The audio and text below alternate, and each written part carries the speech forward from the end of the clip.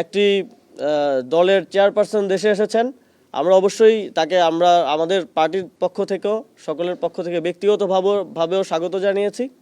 তবে তারপরে আমরা যেটা দেখলাম সেটা বাংলাদেশের গণতন্ত্রের জন্য একটা অশনি সংকেত। আমরা দেখলাম যে বিভিন্ন সরকারি কর্মকর্তারা, বিভিন্ন গোয়েন্দা সংস্থার প্রধানগণ একটা পার্টি অফিসের দিকে তাদের কেবলা ঠিক করে ফেলেছেন। তারা সেখানে নিয়মিত যাচ্ছেন এবং আমরা মনে করছি যে এটা বাংলাদেশের গণতন্ত্রের জন্য হুমকি স্বরূপ।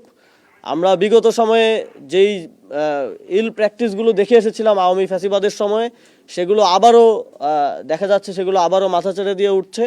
আমরা বাংলাদেশের সবসময়ই দেখেছি প্রশাসনের ঝোঁক থাকে ক্ষমতাসীনদের প্রতি, কিন্তু ক্ষমতাসীন হওয়ার আগেই, মানুষের জনরায় প্রকাশিত হওয়ার আগেই এ ধরনের ধৃষ্টতা আমরা কোনোভাবেই মেনে নেব না। এবং আমরা সরকারকে এবং নির্বাচন কমিশনকে আহ্বান জানাবো যে যারা সেখানে গিয়েছেন তারা স্পষ্টভাবেই তাদের সরকারি চাকরির যে বিধিমালা সেটা লঙ্ঘন করেছেন এবং একই সাথে বাংলাদেশের মানুষের আগামী নির্বাচনে জনরায় দেওয়ার এবং ভোটাধিকার প্রয়োগ করার যেই একটা উৎসাহ ছিল, সেই উৎসাহেও ভাটা পড়েছে এই ধরনের কার্যক্রমের মধ্য দিয়ে। আমরা সরকারকে আহ্বান জানাবো যে যারা সেখানে গিয়েছেন তাদের বিরুদ্ধে দ্রুত শাস্তিমূলক ব্যবস্থা গ্রহণ করা এবং এটা জনগণের কাছে নিশ্চিত করা যে জনগণের ভোটাধিকার দেওয়ার জন্য এখনো সুযোগ বাকি আছে।